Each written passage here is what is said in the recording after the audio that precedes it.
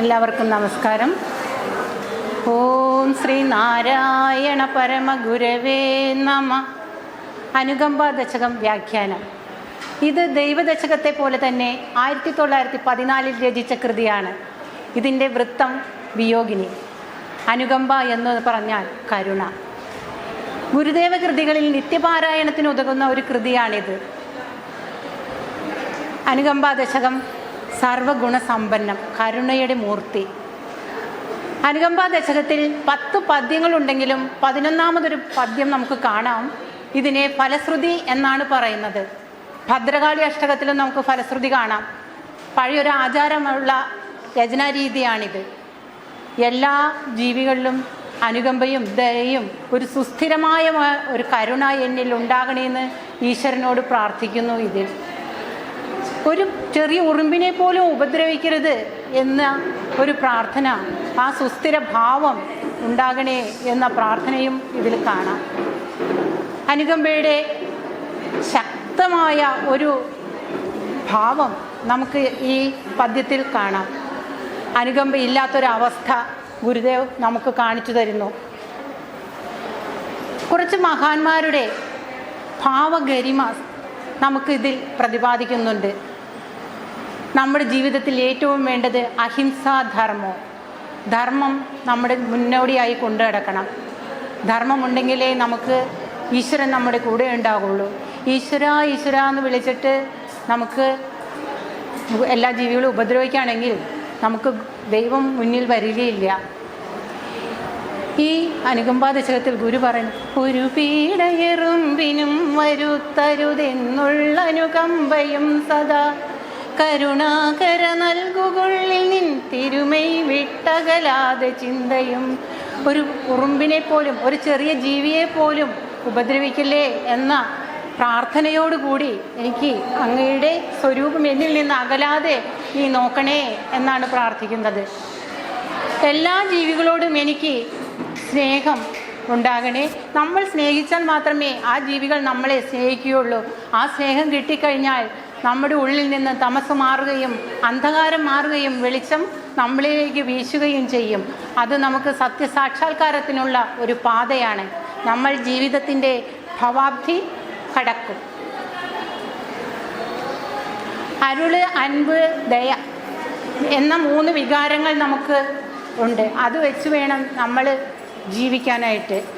അരുളുള്ളവനാണ് ജീവി എന്ന നവാക്ഷരി മന്ത്രം കൂടി നമ്മൾ ഉരുവിട്ടുകൊണ്ട് വേണം ജീവിക്കാൻ. ഇത് നമ്മളെ മനുഷ്യത്വത്തിലേക്ക് നയിക്കും. നമ്മൾക്ക് അനുകമ്പ ഇല്ലെങ്കിൽ നമ്മൾ സ്ഥിരനാറുന്ന അസ്ഥി പഞ്ചരമായിട്ടാണ് ജീവിക്കുന്നത്. അത് നമ്മളെ ഉപമിക്കുന്നത് മരുഭൂമിയിൽ പ്രവഹിക്കുന്ന മരീചിക പോലെയാണ്. നമ്മളൊരു നിഷ്ഫല ഗന്ധ പുഷ്പമായിട്ട് ജീവിക്കേണ്ടി വരും. നമ്മൾക്ക് 6 വിധം വികാരങ്ങളുണ്ട്. ജനിക്കുക, മരിക്കുക, വിഭക്ഷയിക്കുക, നശിക്കുക, വർദ്ധിക്കുക എന്നിങ്ങനെ. നമ്മളുടെ ശരീരം പഞ്ചഭൂതങ്ങളാൽ നിർമ്മിതമാണ്. ഈ പഞ്ചഭൂതങ്ങളാൽ നിർമ്മിതമായ ശരീരം നശിച്ചു പോകും. അതേസമയം നമ്മളുടെ ശരീരത്തിൽ അനുകമ്പ എന്നുണ്ടെങ്കിൽ അത് കീർത്തിയുള്ളതായി വാഴ്ത്തപ്പെടും. യുദ്ധത്തിൽ അർജുനൻ ഗാണ്ഡീവം പിടിച്ച് നിൽക്കുകയാണ്. ആ നിൽക്കുമ്പോൾ അവരുടെ ബന്ധുമിത്രാദികളെ കാണുമ്പോൾ ഗാണ്ഡീവം താഴെയിടുന്നു. അപ്പോൾ നമ്മുടെ ശ്രീകൃഷ്ണ ഭഗവാൻ ലോകസത്യം എന്താണെന്ന് ഉപദേശിച്ചു കൊടുക്കുന്നു.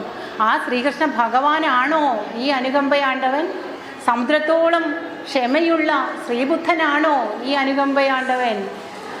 വേദങ്ങളും ഉപനിഷത്തുകളും നമുക്ക് മനസ്സിലാകത്തക്ക രീതിയിൽ തർജ്ജമ ചെയ്തു തന്ന ശങ്കരാചാര്യരാണോ ഈ അനുകമ്പയാണ്ടവൻ എന്ന് ഗുരു ചോദിക്കുന്നുണ്ട്.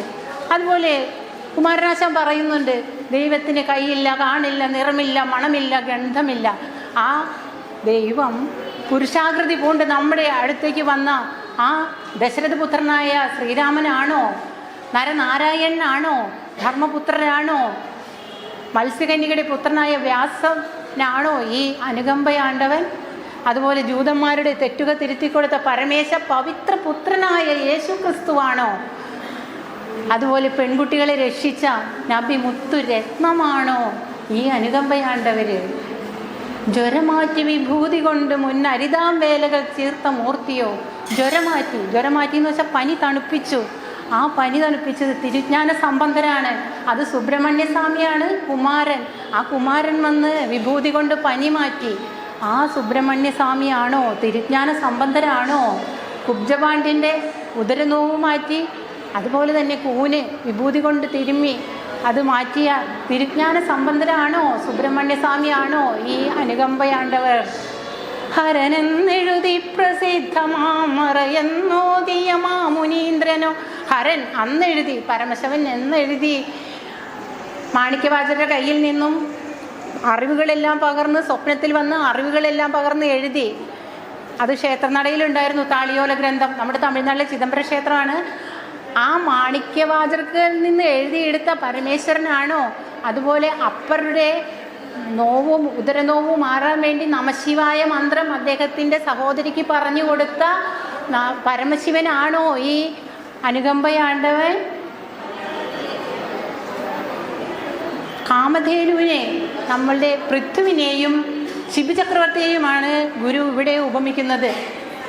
മേരുപർവ്വതത്തെ കാമധേനുവാക്കി എല്ലാ അന്നങ്ങളും സഭീഷ്ടങ്ങളും തൻ്റെ ജനങ്ങൾക്ക് പറഞ്ഞു കൊടുത്ത ശിബിചക്രവർത്തിയാണോ, അതോ പൃഥുവാണോ, അതോ ശിബിചക്രവർത്തി ദയയുടെ ശിബിചക്രവർത്തിയാണോ ഈ അനുകമ്പയാണ്ടവൻ എന്ന് ഗുരു ചോദിക്കുന്നു. അതുപോലെ നമ്മളുടെ കർണൻ, ഇന്ദ്രൻ വന്ന് ദാനം ചോദിച്ചു ബ്രാഹ്മണനായിട്ട്. അപ്പോൾ തൻ്റെ പടച്ചട്ട ഊരിക്കൊടുത്ത കർണനാണോ ഈ അനുകമ്പയാണ്ടവൻ? വാമനൻ വന്ന് മഹാബലിയോട് 3 അടി സ്ഥലം ചോദിച്ചു തപസ് ചെയ്യാനായിട്ട്. മുഴുവൻ അളന്നു കൊടുത്ത മഹാബലിയാണോ ഈ അനുകമ്പയാണ്ടവൻ എന്ന് കുറേ മഹാന്മാരുടെ അനുകമ്പകൾ നമുക്ക് ഗുരു കാണിച്ചു തരുന്നുണ്ട്. അതുപോലെ 11-ാം ശ്ലോകത്തിൽ ഫലശ്രുതിയായിട്ട് അരുമാമറയോതും അർത്ഥവും ഗുരുവോതും മുനിയോതും അർത്ഥവും ഒരു ജാതിയിലുള്ളതൊന്നു താൻ പൊരുളോർത്താൽ അഖിലാമത്തിലും. വേദങ്ങൾ ഓതുന്ന അർത്ഥവും ഗുരു ഓതുന്ന അർത്ഥവും മുനി ഓതുന്ന അർത്ഥവും എല്ലാം ഒരു ജാതിയിലുള്ളതാണ്. എല്ലാ മഹാന്മാരും ലോകസത്യം കണ്ടവരാണ്. ലോകസത്യം കണ്ടവർ അങ്ങോട്ടും ഇങ്ങോട്ടും തല്ലുപിടിക്കാൻ പോവുകയില്ല. അവർ അതിൽ തന്നെ ഉറച്ചു നിൽക്കും. പല നാമരൂപങ്ങളായിട്ടാണ് നമുക്കിത് കാണുന്നത്.